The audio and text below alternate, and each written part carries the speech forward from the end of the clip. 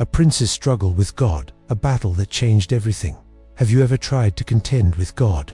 No, I am not referring to disobedience, nor to complaining about life's circumstances. I am speaking of a genuine, intense, hand-to struggle that transforms everything. It seems absurd, does it not? But what if I told you that the most significant transformation in my life occurred after a battle with the divine? And what is more, I lost, or did I truly win? For a considerable period, I believed I was triumphant in life. I conquered in business, won arguments, and even prevailed when I was in the wrong. And, frankly, this fueled my ego in an addictive manner. But there is something no one ever told me, and perhaps something you are experiencing now. The most devastating defeat is when you overcome everyone else but yourself. Do you recognize that feeling of constantly striving to appear as though everything is fine? Of going to great lengths to maintain an image of strength, being well and in control? Yet, when you are alone, without an audience, without likes, without the need to perform, does your soul cry out, "I have lived this"? Jacob also experienced it. He was shrewd, quick-witted, and strategic. He deceived his brother, manipulated his father-in-law, and navigated life with cunning. But there came a night when everything ceased. There was no longer anywhere to flee, and I found myself in precisely that situation, alone, in the valley, before confronting my Esau. On that particular night, and I recall it as if it were yesterday, I was in a hotel room in another city, having just completed an absurd string of engagements. There were lights, applause, people praising me, asking for advice. But when the door closed and I leaned against the wall, the silence was deafening. It was as though everything I believed strengthened me suddenly became useless. And then, alone, I had to face something I had avoided for years. I was not well. How many times have you experienced this? How many times have you smiled for Instagram, but felt broken inside? How many times have you made jokes in a group of friends, but internally longed to scream in despair? And the worst part is that we become accustomed to performing, to winning, but every victory you achieve to conceal an internal defeat only deepens the chasm. I understand this because I have lived it. The truth is, Jacob possessed everything many people aspire to today: family, wealth, land, reputation. Yet, he still carried the fear of encountering his past and his true self. And this brings us to the point no one likes to admit: we flee from others. But deep down, what we most try to avoid is encountering our own essence, because confronting the truth about who you have become can sometimes be painful. Have you ever paused to ask yourself who you would be if you stopped trying to prove something to everyone? Have you ever wondered if the things you call achievements are, in fact, merely disguises? Perhaps you recognize yourself in small ways, when you avoid being alone for too long to avoid dealing with your own thoughts. When you pretend everything is fine because you do not wish to burden anyone with your pain. When you work frantically, not because you love what you do, but because you cannot handle the silence of your soul. Most people live this way. According to a study by the University of Virginia, more than 60% of adults prefer to receive an electric shock than spend 15 minutes alone with their own thoughts. Yes, they prefer physical pain to confronting their inner selves. Does this resonate with you?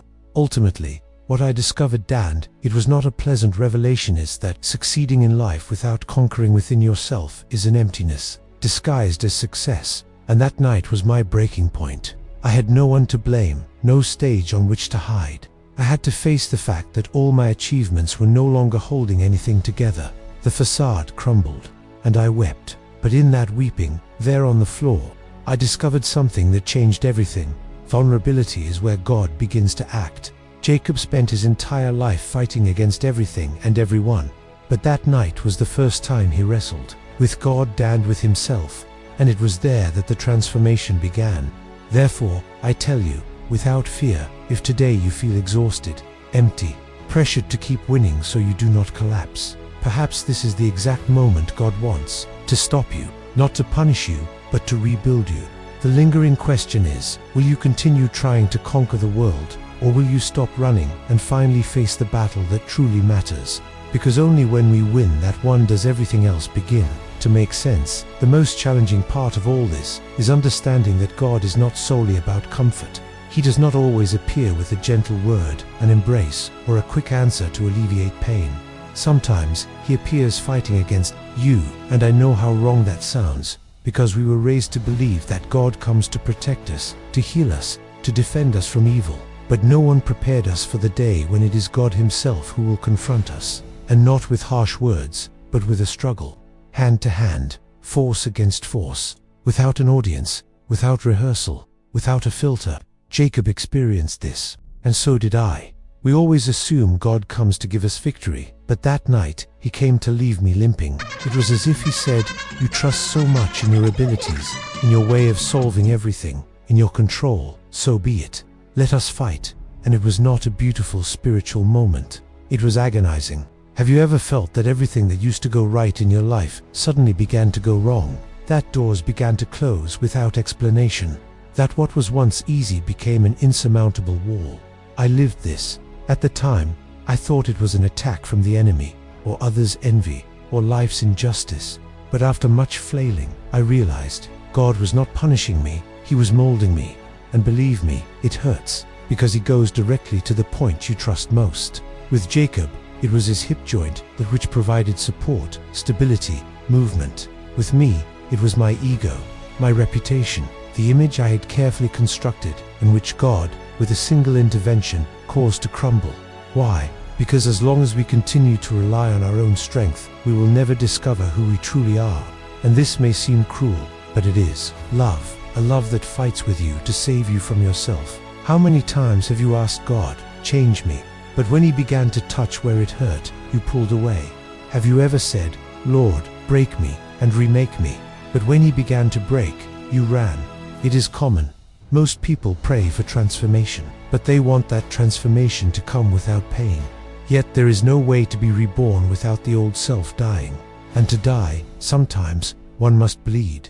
You do not need to pretend you understand. You just need to trust. It seems strange, but some of the greatest moments of change I have experienced happened in the midst of pain. And not because the pain was good, but because it forced me to stop leaning on what was false.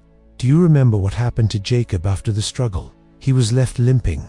He emerged marked, and that, right there, was precisely what saved him. The mark became a memory of who he wasn't, who he would become. Today, I understand that God left me limping so I would stop running from my purpose. This reminds me of stories like that of Chadwick Boseman. While the world saw a hero on screen, he was silently battling cancer, and even so, he delivered performances that marked a generation. Can you imagine the pain he felt behind the scenes? But what could have destroyed him became precisely what transformed his mission. God does not fight with you to humiliate you. He fights to mark you, to remove from you what was never His, and to implant what He always dreamed for you. So, if today you feel that you are losing control, that things are going awry, that it hurts more than you thought you could bear, perhaps it is not punishment, perhaps it is redemption. Perhaps God is fighting against your old self to save the new one He wishes to reveal. The question is not, why is He hurting me? The question is, what is He trying to heal through this? And if you have the courage to remain in the fight, rest assured, you will never be the same. Do you know what frightens me most? Looking back, it was not the struggle, it was not the pain, it was realizing how much, for years, I hid behind a name that was not even truly mine. Jacob, his name meant deceiver, supplanter, and that stuck to him as an identity. But what few people realize is that he used that name as a shield, as an excuse, as an escape route, and I did the same. How many times in life do we accept labels as if they are part of who we are? I am just hot-headed, I am anxious, there is nothing to be done. I am like this because I never had anyone's support. I have been hurt too much, that is why I no longer trust anyone. Does that sound familiar? We use these phrases to justify our behaviors, but deep down, they become a prison. Jacob fled with that name for decades, and every time someone asked, "Who are you?" he responded with actions, with manipulations, with masks, never with truth. Until, in that struggle, God asked, "What is your name?" It was not because he did not know. It was because Jacob needed to speak. He needed to admit. He needed to hear himself.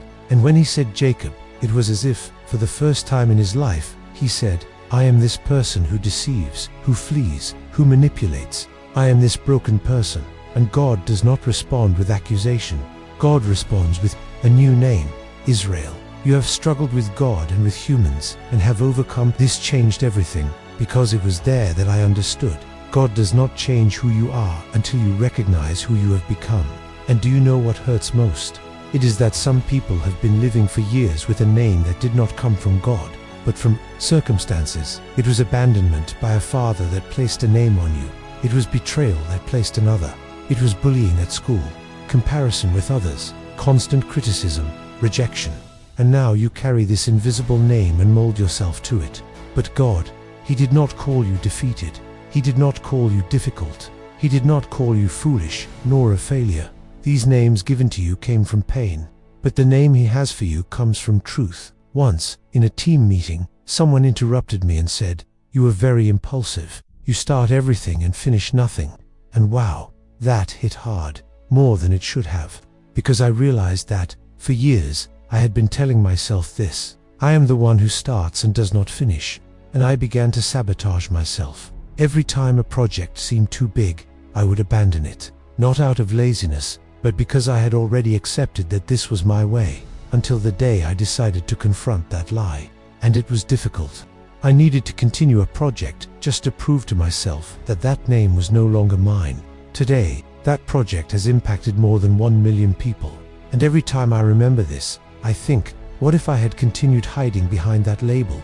How many of you live today limited by something someone said when you were 8, 14, or 22 years old? How many opportunities have you lost by saying, "That is not for me"? How many times have you given up before trying, just because you accepted a name that was never yours? God wants to give you a new name, but it will not be in calm. It will be after the struggle. It will be in the valley. In the moment you stop running and begin to face yourself. Because the new name is not just a title, it is a mission, it is a milestone, it is the beginning of a new identity. So tell me, if God appeared now and asked you, "What is your name?" would you have the courage to tell the truth? Or are you still hiding behind the pain? The answer you give may be the beginning of everything you have always wanted to be. Jacob walked away limping, and as strange as it may seem, that was the most concrete proof that he had won the struggle. Not because he emerged unharmed, but because he emerged marked. And this made me see one of the hardest and most liberating truths I have ever learned. In life, the mark of change is never the apparent victory. It is the scar it leaves. I grew up believing that being strong meant never being shaken, never faltering, never letting anyone see that I was hurt. But do you know what healed me? The moment I stopped hiding the marks and began to understand them. Jacob walked the rest of his life with a limp hip, and every step he took was a reminder. I fought with God and survived. I am no longer the same, and I ask you, have you ever had to walk differently after experiencing pain? Have you gone through a phase that no one knew about, but you were struggling to get out of bed? Have you had to smile with a heart full of grief, work with a broken heart, care for others when you yourself were falling apart inside? These are the marks. These are the invisible limps we carry. And, contrary to what the world preaches, this is not weakness, it is maturity. Because only those with a scar know what it means to survive. One day, I had to go on stage to speak about hope, precisely during a week when I had experienced one of the greatest personal disappointments of my life. Inside, I wanted to disappear. But there, on that stage, limping internally, I understood God does not use the perfect, He uses the marked. And it was there that the audience wept the most. It was there that more people came to me afterward, saying, "You spoke of me. My pain became connection. My weakness became a bridge. The mark became a ministry." And I want to remind you of something. Society does everything to hide weakness, to retouch, to cover up, to erase. But God, He does the opposite.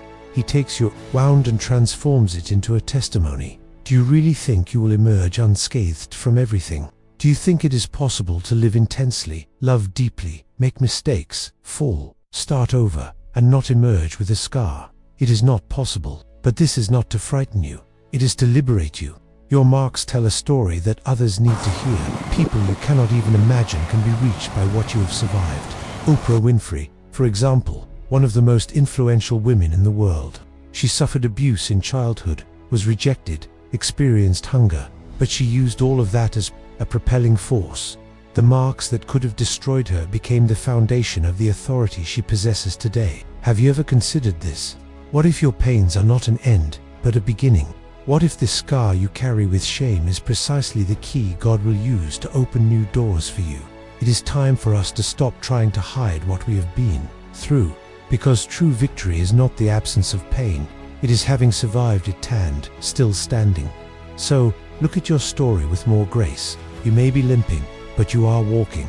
You may have bled, but you healed. And now, the mark you carry is proof that you have been transformed, and no one can take that from you. In the end, what truly changes our lives is not victory itself, but what it transforms us into along the way. And if there is one thing this video has shown, it is that the struggles you experience do not come to destroy you, they come to reveal who you truly are. Because when God enters the fight, it is not to bring you down, it is to mark you with purpose. It is to pull you out of autopilot, tear off old labels, and place on you a new name, a new mission, an identity that carries meaning and truth. You no longer need to hide, nor pretend everything is fine. Your scars tell a story that can transform someone's life. And if you have made it this far, I know there is something within you ready to be born, ready to stop being just a survivor and start living with real purpose. So click on the next video on the screen now. There, we will climb another step on this journey together. One more step to becoming 1% better than you are today. Thank you so much for staying with me this far. I look forward to seeing you in the next video.